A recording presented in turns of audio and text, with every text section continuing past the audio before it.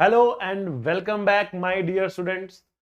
बच्चों, हम लोग इलेक्ट्रोस्टैटिक्स पढ़ रहे थे और हम लोगों ने इलेक्ट्रिक फील्ड लाइंस और इलेक्ट्रिक फ्लक्स के बारे में पढ़ लिया था। गॉस लॉ को हमने इंट्रोड्यूस किया था। आज उसके बारे में हम और इन डेप्थ स्टडी करेंगे और उसके बारे में उसकी एप्लीकेशंस को जानेंगे। ठीक है बच्चों, तो शुरू करते हैं हमारे आज का lecture, Gauss law and it's applications.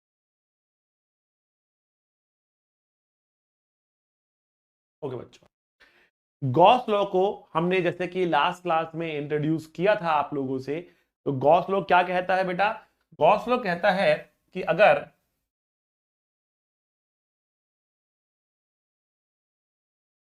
आप किसी भी क्लोज सरफेस से इलेक्ट्रिक फ्लक्स निकालते हैं, किसी भी क्लोज सरफेस से आप इलेक्ट्रिक फ्लक्स निकालते हैं, तो इलेक्ट्रिक फ्लक्स को लिखा जाता है इंटीग्रेशन ई डॉट डीएस से, और क्लोज सरफेस से निकाल रहे इसलिए आपने एक सर्कल बना दिया। तो बेटा ये होता है charge inside the close surface divide by epsilon. ठीक, तो राइट हैंड साइड में जो ये चार्ज है, केवल और केवल जो अंदर रखा हुआ चार्ज है वो हम कंसीडर कर रहे हैं।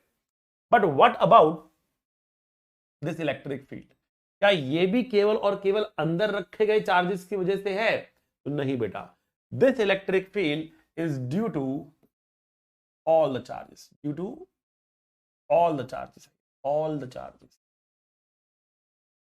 क्या कह रहा हूं, थोड़ा समझाने की करता हूं।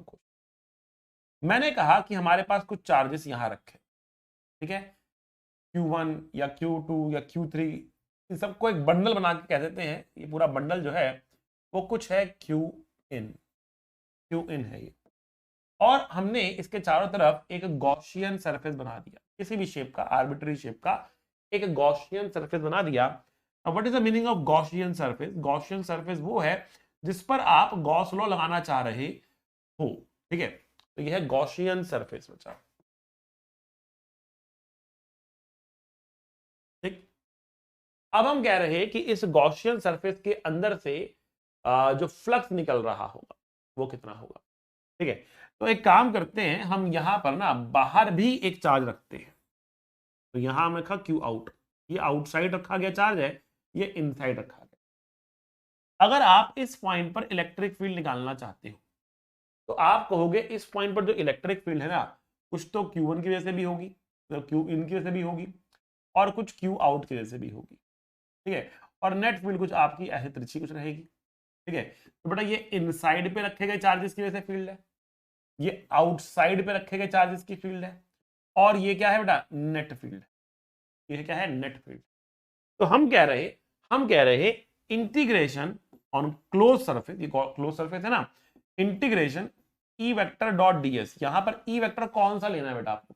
यहां आपको नेट ई वेक्टर लेना है, ध्यान रखना, यहां पर आपको नेट ई वेक्टर लेना है। ठीक है ना, तो नेट फील्ड है सरफेस पर, भले इनसाइड की वजह से हो भले ही आउट की वजह से हो, जो नेट इलेक्ट्रिक फील्ड है सेंटर पर बेटा वो किसके बराबर हो रही?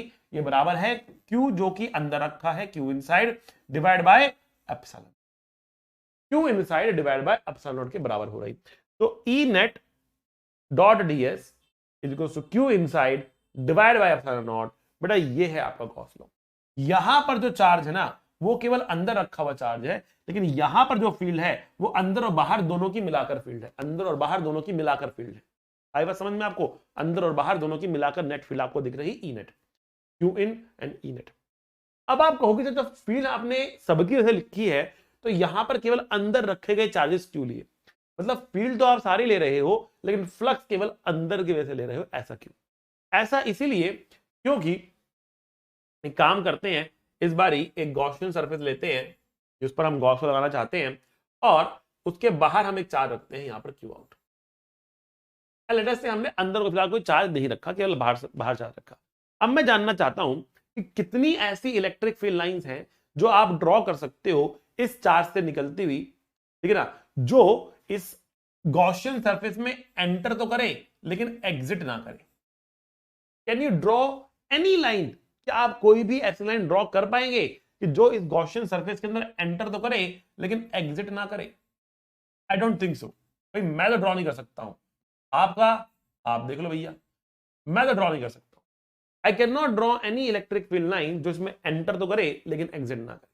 ठीक है, तो इसका मतलब क्या हुआ कि बाहर रखे गए चार्जेस की वजह से ऑब्वियसली इलेक्ट्रिक फील्ड तो है, लेकिन जब हम फील्ड लाइंस बना रहे हैं ना, तो फील्ड लाइंस उसकी ऐसी बन रही हैं जो इस सरफेस को दो बार काट रही है, एक बार अंदर जाते हुए, एक बार बाहर आते हुए। और हमने कहा था कि जब हमारे पास एक क्लोज सरफेस होता है तो अंदर जाता हुआ फ्लक्स नेगेटिव लिया जाता है और बाहर आता हुआ फ्लक्स पॉजिटिव लिया जाता है। अब जितनी फील्ड लाइंस अंदर जा रही है उतनी ही फील्ड लाइंस बाहर निकल रही है, मतलब जितना नेगेटिव फ्लक्स है उतना ही पॉजिटिव फ्लक्स है। अगर नेगेटिव और पॉजिटिव फ्लक्स बराबर है, अगर नेगेटिव और पॉजिटिव फ्लक्स बराबर है तो इसका मतलब क्या हुआ? तो बेटा इसका मतलब ये हुआ, अगर नेगेटिव पॉजिटिव फ्लक्स बराबर है तो इसका मतलब ये हुआ कि नेट फ्लक्स कितना हुआ? जीरो हुआ। किसकी वजह से? बाहर रखे गए चार्जेस की वजह से नेट फ्लक्स हो गया जीरो। आई बात समझ में? क्लियर है? इसीलिए आप जब फ्लक्स निकालते हैं नेट इलेक्ट्रिक फील्ड लेकर, तो फ्लक्स के अंदर जो आता है केवल अंदर रखा हुआ चार्ज ही आता है, क्योंकि बाहर की वजह से फील्ड तो है लेकिन फ्लक्स नहीं है, फील्ड तो है लेकिन फ्लक्स नहीं है। इसकी वजह से यहां पर फील्ड होगी, यहां पर भी फील्ड होगी, यहां पर भी फील्ड होगी, यहां पर भी फील्ड होगी, यहां पर भी फील्ड होगी, हर एक पॉइंट पर फील्ड होगी, लेकिन फ्लक्स नहीं होगा। लेकिन फ्लक्स बेटा नहीं होगा। यह बात आपको समझनी पड़ेगी, बहुत ही इंपॉर्टेंट बात है, बहुत बहुत बहुत इंपॉर्टेंट बात है कि यहां पर लेफ्ट हैंड साइड आ रहा नेट फील्ड और राइट हैंड साइड आ रहा केवल क्यू। तो गॉस लॉ लगाकर जब भी आप इलेक्ट्रिक फील्ड निकालेंगे, गॉस लॉ लगाकर जब भी आप इलेक्ट्रिक फील्ड निकालेंगे, तो वो इलेक्ट्रिक फील्ड किसकी वजह से होगा? बेटा all the charges present in the universe की वजह से होगा। That electric field will be due to all the charges present in the universe. सारे चार्जेस का मिलाकर जो नेट फील्ड आएगा बेटा वो है आपके पास ई नेट। आगे बस समझ में बेटा आप लोगों? चलो तो बेटा बढ़ते हैं आगे, आगे चलते हैं और आगे करते हैं हम इस बात की चर्चा। देखते हैं आगे क्या होता है, देखते हैं बेटा आगे यहां पर क्या होता है। ठीक है, चलो तो हम ये कह रहे हैं कि गॉस लॉ का फॉर्मूला तो हमने देख लिया, लेकिन इसका इस्तेमाल कैसे किया जाएगा? सर इसके ऊपर क्वेश्चन कैसे बनेंगे, क्या इसका यूज होगा? ठीक है, तो इसके दो बेसिकली यूज है। पहला यूज क्या है? फ्लक्स निकाल सकते हो, और दूसरा यूज क्या है? फील्ड निकाल सकते हो। एक तो फ्लक्स निकाल सकते हो, दूसरा फील्ड निकाल सकते हो। जब फ्लक्स निकालने की बारी आती है तो हम बात करते हैं flux due to point charges and discrete point charges, और दूसरी बात करते हैं then flux through continuous charge distribution. ठीक है ना? तो पहले हम स्टार्ट करते हैं पॉइंट चार्जेस के फ्लक्स निकालने से, पॉइंट चार्जेस के फ्लक्स निकालने से हम बात करते हैं शुरुआत। ठीक है, देखते हैं किस तरीके से हमारे क्वेश्चन बन सकते हैं। तो सबसे फेमस क्वेश्चन यहाँ पर बेटा क्यूब के क्वेश्चन होते हैं। ठीक है, तो देखते हैं क्वेश्चन आपके सामने आ रहे हैं। देखो हमने कहा हमारे पास एक क्यूब है,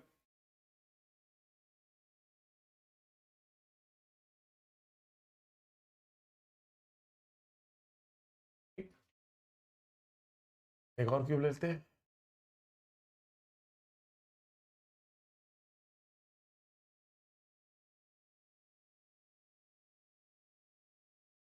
और क्यूब लेते हैं। क्यूब के क्वेश्चन बहुत ही पॉपुलर है, बहुत सारी वैरायटीज हैं, तो सारी वैरायटी आपके सामने ला रहा हूं एक एक करके, देखते जाए।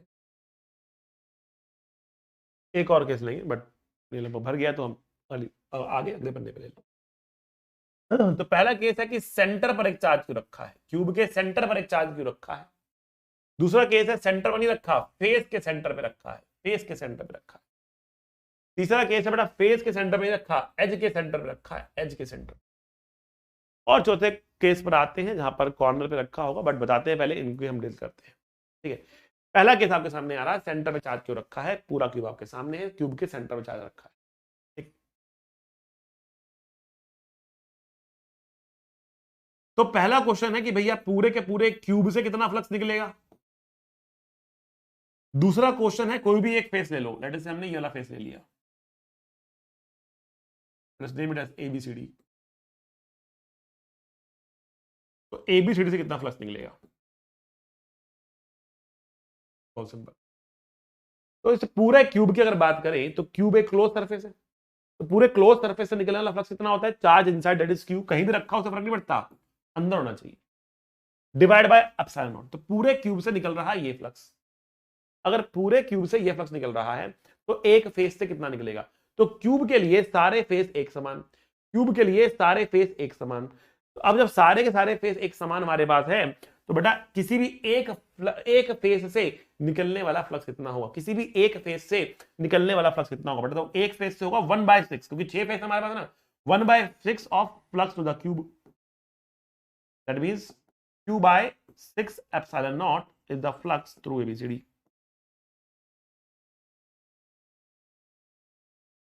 एबीसीडी से निकलने वाला फ्लक्स, एबीसीडी से निकलने वाला फ्लक्स q/6 एप्सिलॉन नॉट के बराबर होगा। ये बात आपको समझनी है, ये आपका आंसर आ गया। पूरे क्यूब से तो q/एप्सिलॉन नॉट ही है, इसमें कोई दिक्कत वाली बात होनी चाहिए ही नहीं।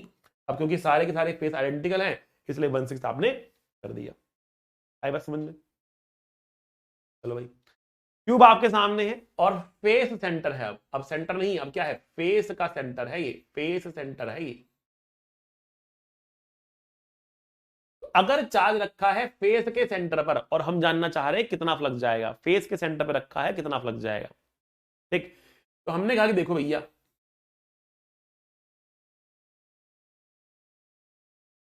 ये चार्ज अगर अंदर होता फिर तो हम बोलते q/एप्सिलॉन नॉट पूरे क्यूब से। अगर ये चार्ज बाहर होता तो हम कहते हैं पूरे क्यूब से कितना फ्लक्स जाएगा, 0, क्योंकि अंदर तो है ही नहीं, बाहर है।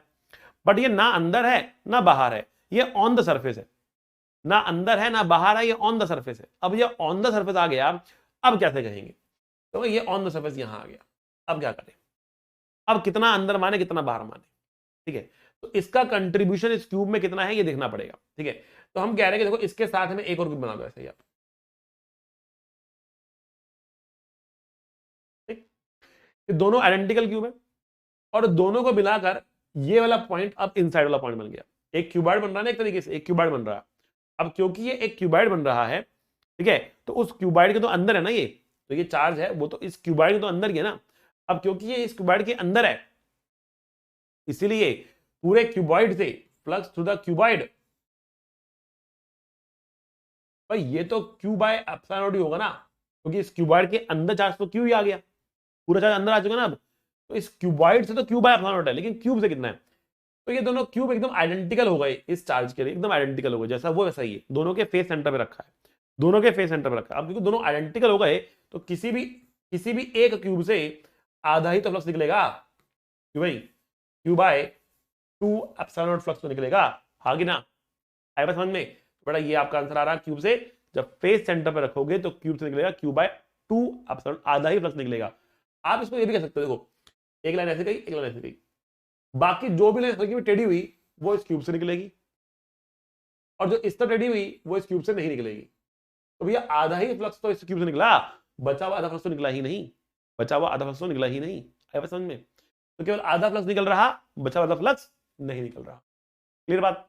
चलो अब देखो भैया, ये है q/2 एप्सिलॉन नॉट पूरे क्यूब से। लेकिन कोई आपसे पूछ ले कि भाई जिस फेस के ऊपर ये चार्ज रखा है उस फेस से फ्लक्स कितना होगा, जिस फेस के ऊपर चार्ज रखा है उस फेस से फ्लक्स कितना होगा। अगर ये ए है, ये बी है, ये सी है और ये डी है, ये ए है, ये बी है, ये सी है और ये डी है, चार्ज क्यों रखा है इस फेस के ऊपर। तो क्वेश्चन ये आ रहा कि इस ए बी सी डी से कितना फ्लक्स होगा भैया, ये बताओ। तो अब ये कैसे जवाब देंगे आप, ठीक है। तो ध्यान दो बच्चा, इस फेस से इसके फेस से जो फ्लक्स निकल रहा वो होगा 0। काहे सर, काहे? इसीलिए बेटा 0 होगा क्योंकि देखो देखो ना, देखो यहां पर जो फील्ड होगी वो कुछ ऐसी होगी, यहां जो फील्ड होगी वो कुछ ऐसे होगी, यहां जो फील्ड होगी वो कुछ ऐसे होगी, यहां जो फील्ड होगी वो कुछ ऐसे। किसी भी पॉइंट पर अगर आप फील्ड देखें तो वो फील्ड जो है वो इसके प्लेन के अंदर ही आ रही, फील्ड को काटती हुई नहीं जा रही, फील्ड इस सरफेस के पैरेलल निकल रही। और जब फील्ड सरफेस के पैरेलल निकल जाएगी ना, जब फील्ड सरफेस के पैरेलल निकल जाएगी ना, तो बेटा वो फील्ड है वो फ्लक्स पैदा नहीं करेगी। कोई फील्ड फ्लक्स कब पैदा करती है, कोई भी फील्ड फ्लक्स कब पैदा करती है बेटा, फील्ड फ्लक्स तब पैदा करती है, फील्ड फ्लक्स तब पैदा करती है जब वो उसको काटते हुए जाती है, सरफेस को काटते हुए, उसकी जब पैरेलल निकल जाती है तो फ्लक्स नहीं आता। क्यों? क्योंकि यहां पर जो एरिया वेक्टर है वो ऐसे हो जाएगा और फील्ड इसके पैरेलल हो गई तो इनके बीच का एंगल 90 हो गया। मतलब अगर आप इस बोर्ड को देखो, इस बोर्ड को देखो, इस बोर्ड पे अगर मैंने कहा कि फील्ड लाइन ऐसे जा रही है तो फ्लक्स कितना होगा, 0 होगा। क्यों? क्योंकि एरिया वेक्टर तो बाहर की तरफ हो गया, फील्ड लाइन ऐसे जा रही है तो फ्लक्स कितना होगा, 0। तो अगर फील्ड सरफेस एरिया के पैरेलल निकल जाए तो फ्लक्स होता है 0। या फिर सिंपल भाषा में आप ये समझ लो कि अगर आपके पास एक पॉइंट चार्ज है, वो किसी प्लेन सरफेस को टच कर जाए, उस प्लेन सरफेस के ऊपर लाई कर जाए, उसको टच कर जाए, पॉइंट चार्ज प्लेन सरफेस को टच कर जाए, तो उसकी फील्ड उस प्लेन में हो जाएगी और फ्लक्स उसका 0 हो जाएगा। सिंपल सी बात, गांठ बांध लो। तो जिस फेस को ये टच कर रहा, जिस फेस के ऊपर ये लाई कर रहा, उस फेस से फ्लक्स आएगा 0। उस फेस से फ्लक्स आएगा मुन्ना 0। ठीक है, आई बात समझ में? चलो यहां आते हैं। अब हम यहां पे कह रहे हैं कि तो चार्ज बैठा है एज के सेंटर पे, चार्ज बैठा है एज के सेंटर पे। ये क्या है बेटा? अब एज सेंटर आ गया, एज सेंटर आ गया। मतलब ये एज सेंटर पर आ गया तो पूरे क्यूब से कितना फ्लक्स जाएगा? पूरे क्यूब से कितना फ्लक्स जाएगा? अच्छा जी, छोटा बनाते हैं इसको। तो हमने कहा कि देखो देखो देखो, ये हमारा क्यूब, ऐसा ही एक क्यूब हम इसके साइड में रख सकते हैं तो भैया, है ना? और ऐसे दो क्यूब इसके ऊपर रख सकते हैं हम लोग। अरे भैया सॉलिड स्टेट तो पढ़ लिया अब आप लोगों ने। तो भाई ये हमारा एक एज है, ये हमारा एक एज है जो चारों के साथ मिल रहा। इमेजिन एक क्यूब इमेजिन करो ना, एक क्यूब इमेजिन करो, एक क्यूब का एक एज, ये एज इमेजिन करो, या अपना रूम इमेजिन कर लो, पूरा ही रूम, जहां जिस रूम में बैठे उस रूम को इमेजिन करो, ठीक है ना? उस रूम का जो टॉप मोस्ट आपका लेफ्ट हैंड साइड में जो कॉर्नर है, उस जो एज है उसको इमेजिन करो, ठीक है? अब इस दीवार के साथ में एक कमरा बन सकता है और इस दीवार के ऊपर दो कमरे बन सकते हैं। तो जो वो एज होगा वो चारों के साथ कॉमन हो जाएगा, चारों के साथ कॉमन हो जाएगा वो एज, चारों के साथ कॉमन हो जाएगा, चार चार क्यूब से जुड़े हो सकते हैं और वो एज चारों के लिए आइडेंटिकल हो जाएगा। तो उसके सेंटर पे रखा हुआ चार्ज चारों में बराबर मात्रा में फ्लक्स भेजेगा और चारों में मिलाकर क्यू बाय एप्सिलॉन भेजता है। तो किसी भी एक क्यूब से निकलने वाला फ्लक्स बेटा क्यू बाय 4 एप्सिलॉन नॉट हो जाएगा। या इसको आप ऐसे देख सकते हो बच्चा, देखो बच्चा, ये आपने ऐसे लाइन खींची, ये आपने ऐसे लाइन खींची, एक लाइन आपने ऐसे खींची। अब यहां जो लाइन जा रही उसका फ्लक्स क्यूब से नहीं गया, यहां जो लाइन जा रही उसका फ्लक्स क्यूब से नहीं गया, यहां जो लाइन जा रही उसका फ्लक्स क्यूब से नहीं गया, लेकिन जो यहां पर लाइन जा रही वो सारा फ्लक्स क्यूब से गया। तो अगर आप चार भागों में बांटो तो 1/4 जा रहा, बाकी चार नहीं जा रहे, बाकी तीन नहीं जा रहे। तो 1/4 जो है वो क्यूब से पास कर रहा। अब देखो ये जो एज है ये दो फेस को टच कर रहा, एक तो फेस बेटा ये वाला है, राइटर यूज कर ले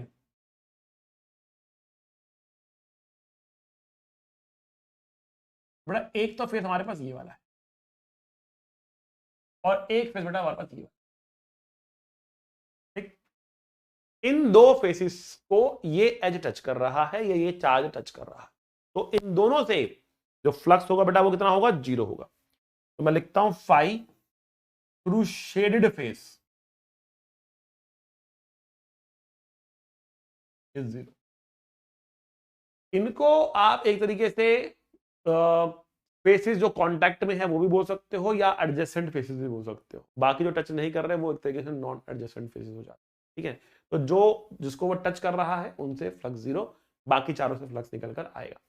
लेकिन इसके लिए बाकी चारों आइडेंटिकल नहीं है।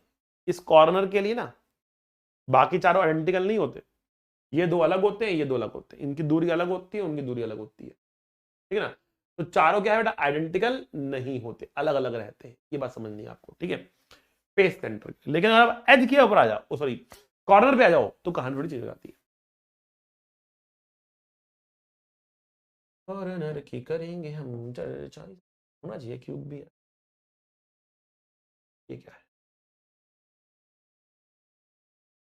तो ड्रॉ ही नहीं कर, क्या हो रहा है?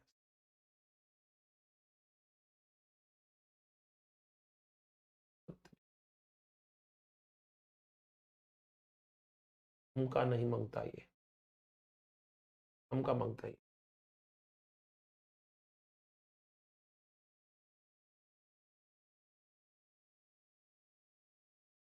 बहुत मोटा हो गया।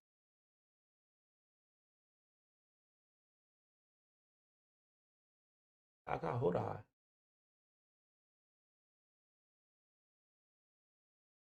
फिल कर, गुड, फ्लिप कॉपी, ओहो,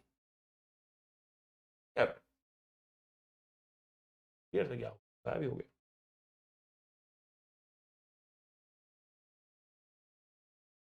चलो एनीवेज, इतना एक्सपेरिमेंट करने का समय नहीं हमारे पास। चलो आइए ये हमारे पास एक क्यूब, बहुत शानदार,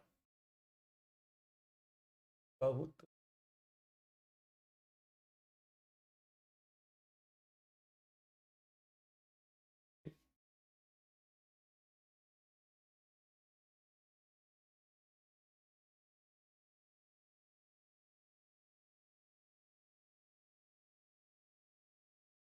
अभी हाथ कर रहा है दर्द, तो थोड़ा सा लाइनें प्रॉपर नहीं बना पा रहे हैं, बट कोई नहीं, थोड़ा रिलीफ तो है और थोड़े दिन में फर्क पड़ जाना चाहिए, ठीक हो जाना। हाँ, तो हम कह रहे हैं कि हमारे पास एक चार्ज है इस कॉर्नर पर, हमारे पास एक चार्ज है इस कॉर्नर पर, ठीक है। चलो हम जानना चाहते हैं पूरे क्यूब से कितना फ्लक्स निकले, और हम जानना चाह रहे हैं भैया एडजेसेंट फेसेस से कितना फ्लक्स निकलेगा। एडजेसेंट, एडजेसेंट क्या लिख रहे हैं, एडजेसेंट फेसेस, नॉन एडजेसेंट,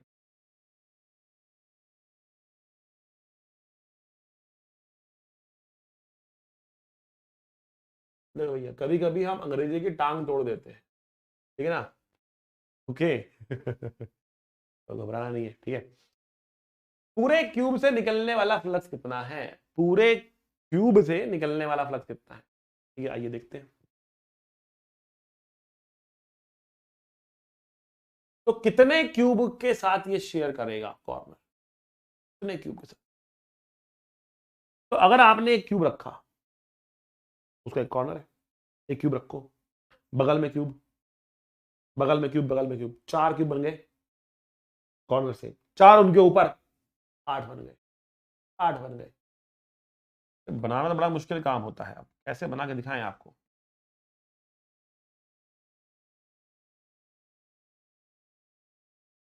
प्रणयो, प्रणयो, प्रणयो, प्रणयो, प्रणयो, प्रणयो, प्रणयो, प्रणयो।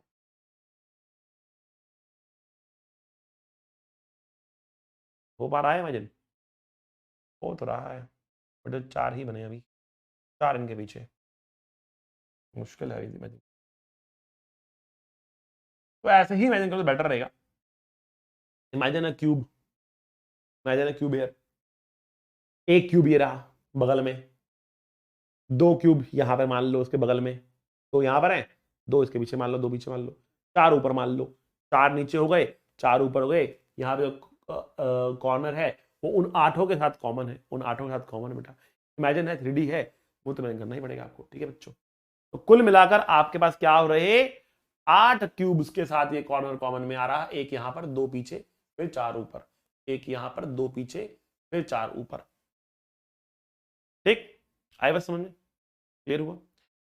नहीं समझ में आया तो और थोड़ा समझाने की कोशिश करते, थोड़ा विजुलाइज कराने की कोशिश करते हैं, क्योंकि रिस्पॉन्स आपका हमारे पास नहीं आ पा रहा है, तो हमें समझ नहीं आ रहा है कि समझ में कितना आ रहा है आप, बट समझ समझ के, समझ को समझो, समझ समझना भी एक समझ है, समझ समझ के जो ना समझे, मेरी समझ वो ना समझ, ना समझ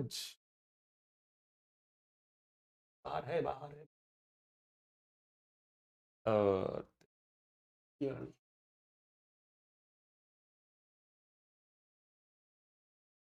तो एक फेस ये वाला है, इसके बगल में एक क्यूब रखो, एक फेस वाला है उसके पीछे एक क्यूब रखो, एक क्यूब यहां पर, इस जो यहां रखा जो वहां रखा, उसके उसके साथ में, उसके साथ में या इसके साथ में, यहां पर बनेगा। तो 1 2 पीछे 3 और ये रहा 4, और फिर इसके ऊपर 4। तो ये जो कॉर्नर आ रहा है ना, ये इन सब 8 के साथ कॉमन आ रहा, ठीक है। I have tried my best, I have tried my best to make you visualise कि मैं क्या कह रहा हूं। 1 2 3 4, 4 ऊपर, ठीक। तो कॉर्नर जो है वो 8 के साथ कॉमन में आ रहा है, इसलिए एक से, एक से क्यू बाय एप्सिलॉन डॉट का 1/8 ही पास करेगा, 1/8 ही पास करेगा। अब जो एडजेसेंट फेसेस है, कितने फेसेस एडजेसेंट, तो बेटा यहां पर 3 एडजेसेंट फेसेस है, 2 जो मैंने यहां पर हाइलाइट कर रखे, और एक जो ये वाला क्यूब है, ये वाला भी एडजेसेंट वाला में ही आएगा, ये भी एडजेसेंट ही है। ठीक है, 1 2 पीछे जाएगा 3, ये एडजस्टमेंट इनको टच कर रहा है, इनसे जाएगा जीरो फ्लक्स।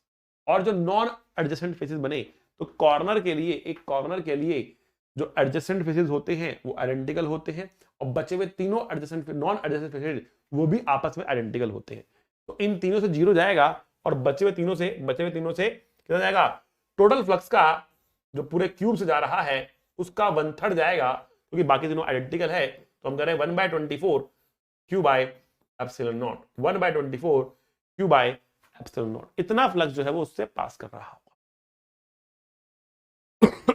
आई होप आपको बात समझ में आ रही होगी। ठीक है, बहुत इंपॉर्टेंट है, पूछा जाता है, बहुत इंपॉर्टेंट केस है, आपके सामने गिरा। ठीक है, चलें आगे, अगला क्वेश्चन देखते हैं।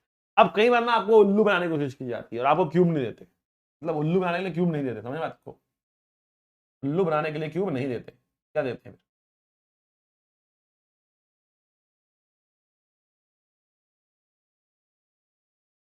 स्क्वायर देते हैं। कहते भैया ये साइड ए है, ये भी साइड ए है, ये इसका सेंटर है, इसका सेंटर है, इस सेंटर से a/2 डिस्टेंस ऊपर एक पॉइंट चार्ज क्यू रख दिया। अब बताओ इससे कितना फ्लक्स जाएगा। अब आपको लगता है कि सर ये क्लोज सरफेस तो है नहीं, तो यहां पर गॉस लगा सकते नहीं, तो हमें करना पड़ेगा इंटीग्रेशन। आप यहां से x डिस्टेंस दूर चलते हैं, x डिस्टेंस पे dx विड्थ का एलिमेंट लेते हैं, इसके ऊपर इलेक्ट्रिक फील्ड निकालते हैं, उसका कंपाउंड लेते हैं, और फिर यहां पे फ्लक्स निकाल के इंटीग्रेट करना। बहुत बढ़िया हो गया, इतना डिफिकल्ट नहीं करना भैया, इतना डिफिकल्ट नहीं करना, इतना गंदा इंटीग्रेशन हम नहीं देंगे आपको कभी भी, करने का नहीं है ये बेटा। वही क्वेश्चन है, a/2 अगर मैं यहां पर दीवार खड़ी कर दूं, एक दीवार, दूसरी दीवार, तीसरी दीवार, चौथी दीवार, जोड़ दो दीवारों को, जोड़ दो दीवारों को, जोड़ दो दीवारों को, तो क्यूब तो बन गया। और उस क्यूब के सेंटर पे रखा है चार्ज, और जब क्यूब के सेंटर चार्ज रखा जाता है तो फेस से कितना फ्लक्स निकलता है, pi by 6 epsilon naught, oh Q/6 epsilon naught 5। अरे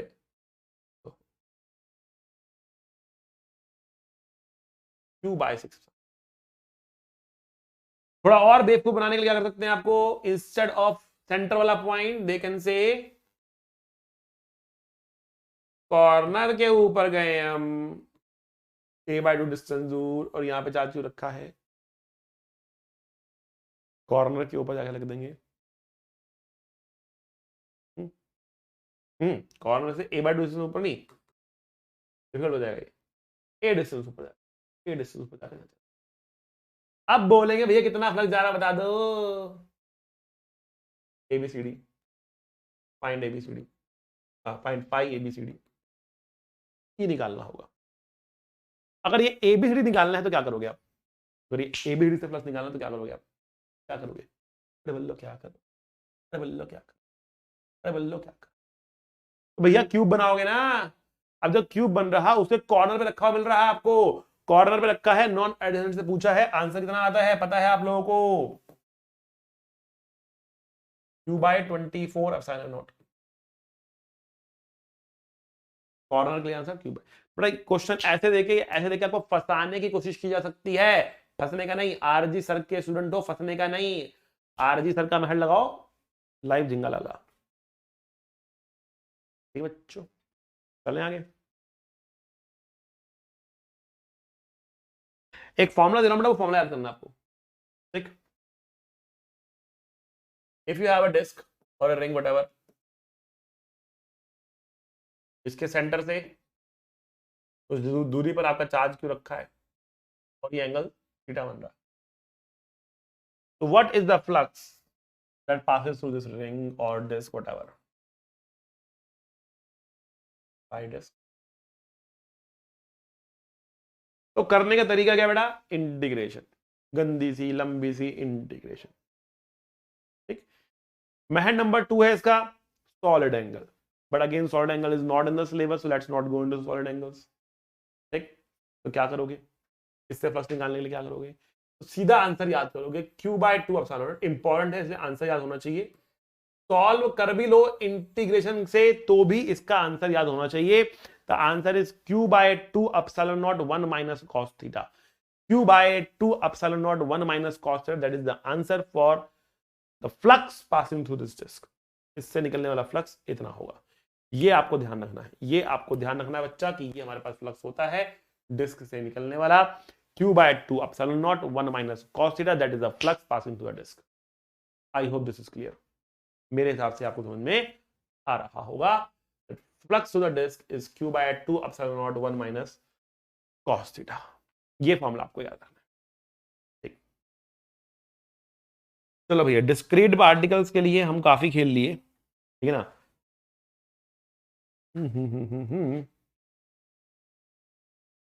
तो क्या किया जाए?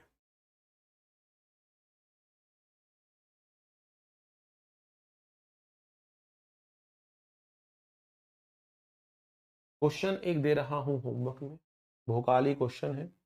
नेक्स्ट क्लास में हम उसको आंसर को करेंगे डिस्कस, ठीक है ना। बट क्वेश्चन मैं आपको अभी दे रहा हूं, नेक्स्ट क्लास में उसको करेंगे बढ़िया से हम डिस्कस, ठीक है। क्वेश्चन देखे क्या जबरदस्त क्वेश्चन। हमारे पास एक तरीके से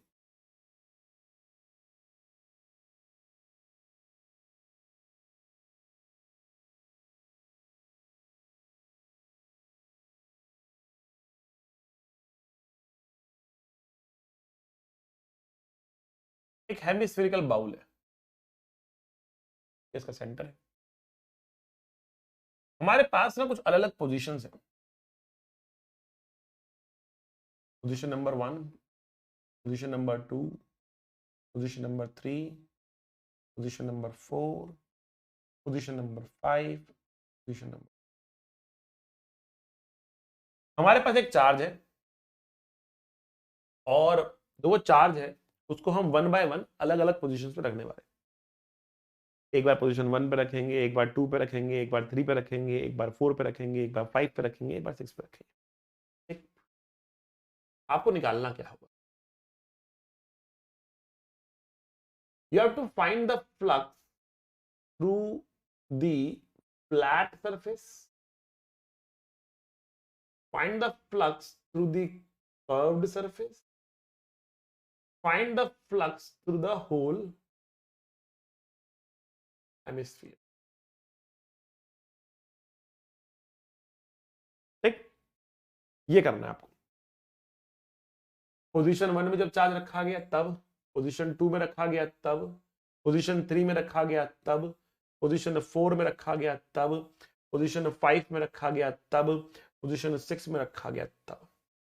एक बार सोचो, थोड़ा डिफिकल्ट हो जाएगा आप लोगों के लिए करना, सारे इनको फिल करना थोड़ा सा डिफिकल्ट हो सकता है, ये सोचो इसके बारे में। बढ़िया क्वेश्चन। ठीक है, इन इन इन इन सब केसेस के अंदर कितना कितना फ्लक्स होगा ये आपको निकालना है। मैं फिलहाल कोई केस कराकर सारी चीजें ओपन अप नहीं करना चाहता हूं, जब तक कि आप जेन्युइन एक ट्राई करें, घर में बैठ कर सोचे इसके बारे में, फ्लक्स होता क्या है, फील्ड लाइंस कैसे निकल रही है, क्या सिमेट्री बन रही है, क्या नहीं हो रहा है। क्योंकि थोड़ा हट के क्वेश्चन बेटा, ये किताबों में ऐसे आराम से नहीं मिलेगा क्वेश्चन, आपको बनाया क्वेश्चन है। सिद्धि है सिद्धि हमारी तो सिद्धि ठीक है ना। तो 1 2 3 4 5 6 इन 6 अलग अलग लोकेशन में चार्ज क्यू को 1 by 1 करके रखें। एक बार 1 पे, एक बार 2 पर, एक बार 3 पर, एक बार 4 पर। एक बार में एक जगह रखना है, या तो 1 पे रखेंगे, या 2 पे, या 3 पे, या 4 पे, या 5 पे, या 6 पे। तो जब अलग अलग पॉइंट पे रख रहे तो flux through flat surface, curve surface and whole hemisphere से कितना कितना फ्लक्स जा रहा है ये आपको बताना है, ये आपको निकालना है। जबरदस्त क्वेश्चन है बेटा, करोगे मजा आ जाएगा, करोगे मजा आ जाएगा। तो डिस्क्रीट पार्टिकल्स की फ्लक्स निकालने की कहानी तो ये रही, डिस्क्रीट पार्टिकल्स की वजह से फ्लक्स निकालने की कहानी तो ये रही। अब हम बात करते हैं जब आपके पास कंटिन्यूअस चार्ज डिस्ट्रीब्यूशन हो तो उससे फ्लक्स कैसे निकालेंगे, उससे फ्लक्स कैसे निकालेंगे। तो पहले मैं आपको समझाता हूं कि किसके लिए कैसा गॉसियन सरफेस रखा जाए। आपके पास अगर एक पॉइंट चार्ज हो, या आपके पास एक स्फीयर हो, होलो हो या सॉलिड हो, तो उसके लिए गॉसियन सरफेस बनता है स्फेरिकल। लाइन चार्ज हो तो बनता है सिलेंडर, सिलेंडर हो तो भी सिलेंडर बनता है, ठीक है ना। तो ये दो केसेस सबसे पहले हम डिस्कस कर लेते हैं, ठीक है। पॉइंट चार्ज की तो कोई दिक्कत वाली बात नहीं है, स्फीयर से ही हम चीजें डिस्कस करना शुरू करते हैं। स्फीयर से लेकर चलेंगे, सिलेंडर्स पे जाएंगे, प्लेन्स तक पहुंचेंगे, ठीक है ना। और इतनी चीजें हम आज की क्लास में डिस्कस करके निकलेंगे। ठीक है, गॉस लॉ की मोटी मोटी एप्लीकेशन हम लोग कर जाएंगे। इसके आगे कोई बहुत बड़ा ऐसा कुछ नहीं आता है, कुछ एक वेरिएबल डेंसिटी की हम बात कर सकते हैं, वो भी हम कोशिश करेंगे आज की क्लास में रैप अप करने। ठीक है, तो पहले हम बात करते हैं बेटा होलो।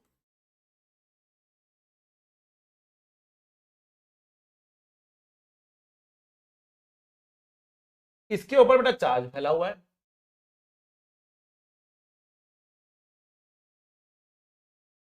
चार्ज क्यों फैला हुआ, अंदर स्मॉल आर डिस्टेंस पर सबसे पहले हम एक फील्ड निकालना चाह रहे हैं।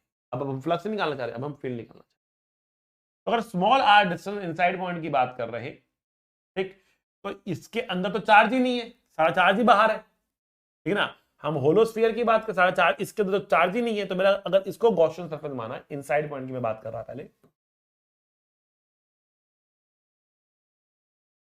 तो integration E dot D S Q inside is 0, अंदर को चार्ज ही नहीं, तो E integration D S equal to 0, ये तो बेटा 4πr² हो जाएगा, इक्वल टू 0। अब ये 0 हो नहीं सकता, मतलब ई कितना होना चाहिए इनसाइड पॉइंट पर, मतलब अगर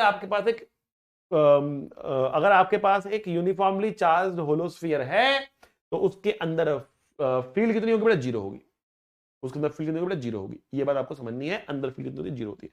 ग्रेविटेशन में भी बताया था मैंने आपको, बट यहां पर हमें प्रूफ करके देखा यूजिंग द गॉस लॉ।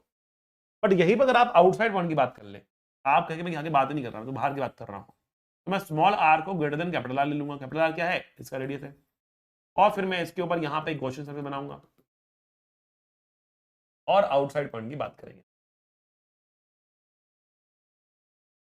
तो आउटसाइड पॉइंट के लिए हम कह रहे हैं it is integration E D S cos 0, क्योंकि आप देखें किसी भी पॉइंट पर अगर फील्ड ऐसे है तो डीएस भी ऐसे है, एंगल 0 बनने वाला है, is equal to Q inside. तो भाई सारा सारा चार्ज ही इसके अंदर है ना, पूरा क्यू इसके अंदर है, is Q by epsilon naught. तो ई बाहर आएगा, डीएस का इंटीग्रेशन 4πr² होगा, तो value of E will be Q 4π epsilon naught into r², मतलब kq/r²। That is how we write the value of E, kq/r²। एक पॉइंट चार्ज की जो फील्ड होती है वही फील्ड आपकी यहां पर भी मिल रही है। इसका मतलब हम कह सकते हैं for outside world,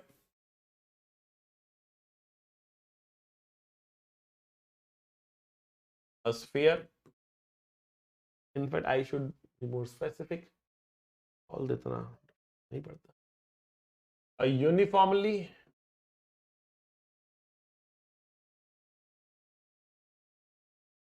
charged sphere behaves as a point charge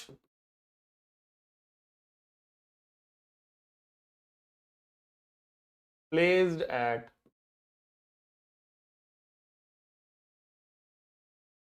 for the outside world, बाहर की दुनिया के लिए, for the outside world a uniformly charged sphere behaves as a point charge placed at the center, behaves as a point charge placed at the center। तो बाहर की दुनिया के लिए वो एक पॉइंट चार्ज है, और अंदर तो फील्ड 0 है, अंदर तो फील्ड है नहीं, इनसाइड पॉइंट पर फील्ड होलोस्फीयर कितनी है, 0 है। ठीक है, ग्राफ ई वर्सेस आर बेटा बहुत ही इंपॉर्टेंट ग्राफ है, कई बार तो ग्राफ ही खाली पूछ लिया गया है।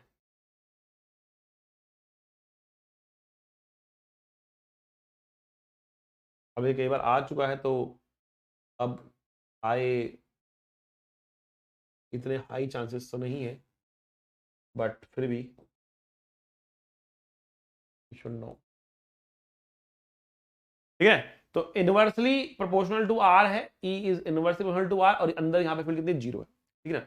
इनफैक्ट आर स्क्वायर के इनवर्सली प्रोपोर्शनल kq/r², है, तो शेप उसकी वैसी सी बनेगी, नॉट अ रेक्टेंगुलर हाइपरबोला, क्योंकि आर स्क्वायर है, but shape is going to be like that only, r बढ़ेगा ई घटेगा, ठीक है ना।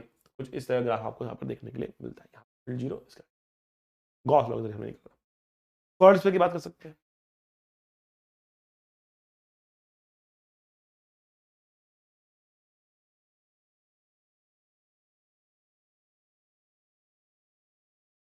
अंदर चार्ज भरा हुआ है, चार्ज हमारे पास क्यों यूनिफॉर्मली फैला हुआ है, ठीक, ये रेडियस हमारे पास आ रहा है, ये रेडियस हमारे पास कितने आ रहा है, कैपिटल आ रहा है इनफैक्ट, नॉट स्मॉल आर। बाहर के लिए बात करें अगर, तो बेटा ये अभी भी फील्ड उतनी ही पैदा करेगा, एक मतलब it still behaves as a point charge placed at the centre. Why because इस पूरे को हम बहुत सारे शेल से मिलकर बना सकते हैं ना, होलोस्फीयर, एक होलोस्फीयर, दूसरा होलोस्फीयर, ऐसे बहुत सारे होलोस्फीयर होंगे इसके अंदर, ठीक। अब जितने भी ऐसे होलोस्फीयर हैं उन सबको आप सेंटर पे रख सकते हो ना, तो मैं इस पूरे को भी सेंटर पे रखा हुआ मान सकता हूं। AQ/r² is still the answer for the outside world. इसीलिए मैंने यहां पर जब लिखा तो मैंने यहां पर यूनिफॉर्मली चार्ज स्फीयर लिखा, होलो वर्ड को मैं खा गया, क्योंकि दोनों चाहे होलो हो चाहे सॉलिड हो, दोनों को as a point charge behave करता हुआ मान सकते हैं फॉर आउटसाइड वर्ल्ड, ठीक है। यूनिफॉर्मली चार्ज होना चाहिए, एटलीस्ट रेडियली यूनिफॉर्म तो होना ही चाहिए, आर के साथ वेरी कर सकता है, रेडियली यूनिफॉर्म तो होना ही चाहिए, ठीक है, एटलीस्ट। तो यहां पर हम क्या करें, इनसाइड पॉइंट पे लेके कितना हुआ, तो इनसाइड पॉइंट पे क्या 0 का बारी नहीं, तो मैंने अगर स्मॉल आर डिस्टेंस दूर यहां पर एक पॉइंट चूज किया और यहां पर पॉइंट चूज करके मैंने यहां पर एक ऐसा स्फीयर बनाया,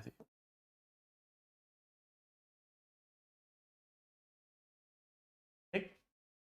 अब ये स्फीयर जो गॉसियन सरफेस है, इनफैक्ट जो ये गॉसियन सरफेस है,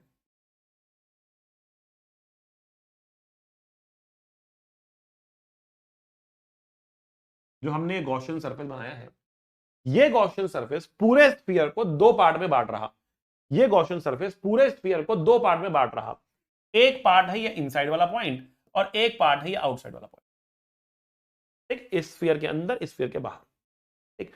अब जो इस स्फीयर के बाहर है पहले उसकी चर्चा करते हैं, फिर अंदर वाले की चर्चा करेंगे। जो इसके बाहर है वहां पर मैं बहुत सारे शेल्स मान सकता हूं ना, ऐसे बनते हुए बहुत सारे शेल्स मान सकता हूं, बट कोई भी अगर आप एक शेल लेते हो उसके अंदर तो फील्ड 0 होती है उसकी वजह से, तो जितने भी आप शेल लोगे इसके इस पॉइंट से बाहर, जितने भी आप शेल लोगे वो सारे के सारे क्या हैं, उनकी वजह से इस पॉइंट पर फील्ड 0 है, क्योंकि वो इनसाइड पॉइंट पर फील्ड है, ठीक है। तो हम कह रहे हैं लेट अस से दिस पॉइंट इज P, तो मैं कह रहा हूं electric field at point P is electric field at point P because of the part 1 plus electric field at point P because of the part 2, and now I am saying that electric field at point P because of the part 2 is 0, कि वो तो inside वाला point आ गया, ठीक। अब बात करते हैं पार्ट 1 की, electric field at point P because of the part 1 की फील्ड की बात कर रहे हैं, पार्ट 1 की फील्ड की बात कर रहे हैं, ठीक है। जो पार्ट 1 है इसकी फील्ड इस पॉइंट P पे जब हम चर्चा करते हैं ना, तो देखो ये पॉइंट जो है वो इस स्फीयर के लिए आउटसाइड वाला पॉइंट बन गया, ये पॉइंट इस स्फीयर के लिए आउटसाइड वाला पॉइंट बन गया। तो अगर हम आउटसाइड वाले पॉइंट की बात करते हैं तो आउटसाइड वर्ल्ड के लिए this behaves like a point charge placed at the centre, मतलब portion 1 behaves as a point charge placed at the center for point P. Point P के लिए portion 1 is behaving like a point charge placed at the centre, but वो charge है कितना, अब ये charge क्यों नहीं है, इसका चार्ज क्यू के बराबर नहीं है, चार्ज क्यू तो पूरे स्फीयर में फैला हुआ है, ये छोटा स्फीयर है, इसका चार्ज है कितना, तो हम कहेंगे देखो पूरा वॉल्यूम कितना है 4/3 pi capital R cube, 4/3 pi capital R cube में क्यू चार्ज फैला है, इतनी वॉल्यूम में क्यू चार्ज फैला है, तो भैया यूनिट वॉल्यूम में कितना चार्ज फैला है, Q divide by 4/3 pi capital R cube, इतना चार्ज फैला है यूनिट वॉल्यूम में। तो भैया ये इसकी वॉल्यूम कितनी है, इसकी वॉल्यूम है 4/3 पाई स्मॉल r क्यूब, ये किसकी वॉल्यूम है, इस छोटे वाले की वॉल्यूम है, पोर्शन 1 की वॉल्यूम है, इतनी वॉल्यूम में कितना चार्ज फैला होगा, तो इतनी वॉल्यूम में इतना, यूनिट वॉल्यूम में इतना, इतनी वॉल्यूम में कितना, इतनी वॉल्यूम में होगा multiply by this volume, 4/3 by cut जाएगा and we will get cube small r cube by capital R cube. इतना चार्ज इस पोर्शन 1 में फैला है, इतना चार्ज इस पोर्शन 1 में फैला है, ठीक है। अब अगर इतने चार्ज को मैं सेंटर पे रखा हुआ मान लूं, अगर इतने चार्ज को मैं सेंटर पे रखा हुआ मान लूं, ठीक है ना, तो इसकी वजह से पॉइंट P पर फील्ड कितनी होगी, तो भैया पॉइंट पी पर पोर्शन 1 की फील्ड होगी के, charge due to point position portion 1 divide by small r का स्क्वायर। ठीक है, क्योंकि के क्यू बाय आर स्क्वायर तो एक पॉइंट चार्ज की फील्ड होती है ना, तो यहाँ पे कितना आ रहा है हमारे पास, देखो के क्यू कितना हमारे पास, क्यू फर्स्ट कितना है, q r cube by capital r cube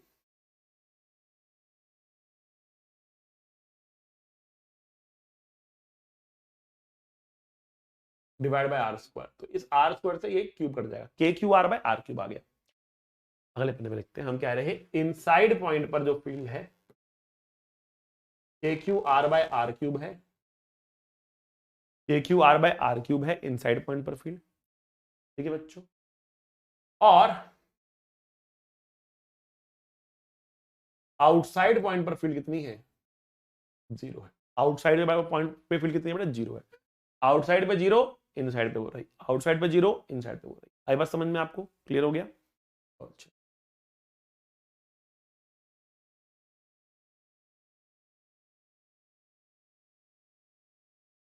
E R का हम यहां पे बनाते हैं ग्राफ। ठीक है,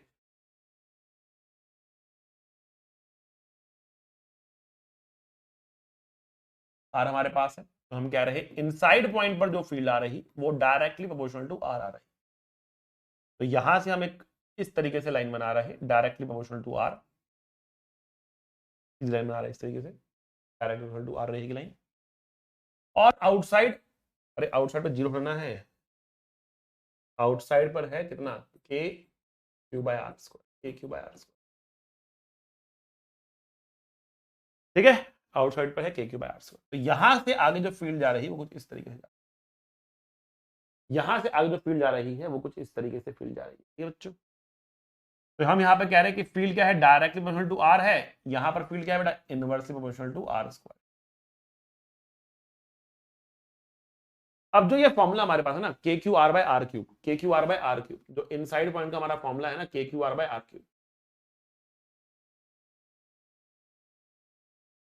ठीक, इस फॉर्मूला को एक और तरीके से लिखा जाता है, तो वो है डेंसिटी के टर्म में।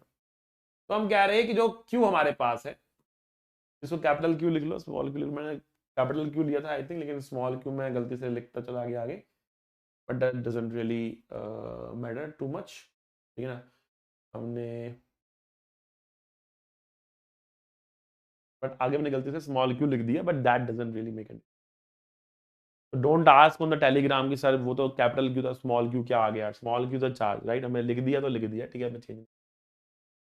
तो small Q is nothing but charge density, charge density nothing but charge upon में वॉल्यूम 4/3 पाई आर क्यू। ठीक है ना, तो Q can be replace as sigma 4/3 pi R cube, first thing, and K can be replace as 1/4 pi epsilon naught, K can be replace as 1/4 pi epsilon not.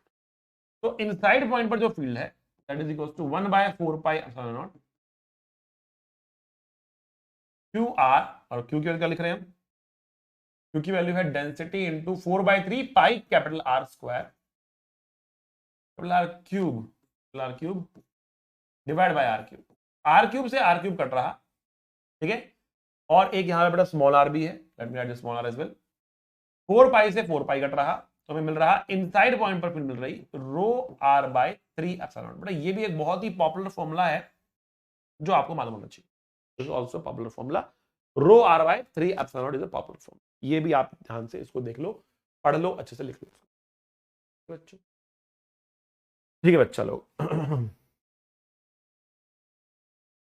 बच्चों थोड़ा सा अभी तबीयत पूरी तरह से ठीक नहीं है, ठीक है, एंड पूरी बॉडी भी पेन कर रही है, ठीक है। तो आज के लिए बेटा हम यहीं पर पॉज करते हैं, यहीं पर रोकते हैं। नेक्स्ट क्लास में हम इसको रैप अप करेंगे, पूरे गॉस लॉ और उसकी एप्लीकेशंस को। ठीक है बच्चों, थोड़ा छोटा सेशन है आज का, but I try to take bigger session in the next class. पूरा जितना मैंने सोचा था कि भाई हम कवर करेंगे उतना मैं कवर नहीं कर पा रहा हूँ, बॉडी साथ नहीं दे पा रही है मेरी, ठीक है। तो बेटा आज के लिए इतना ही काफ़ी है, नेक्स्ट क्लास में मिलेंगे और चीज़ों के साथ। तब तक के लिए बेटा टाटा, बाय बाय।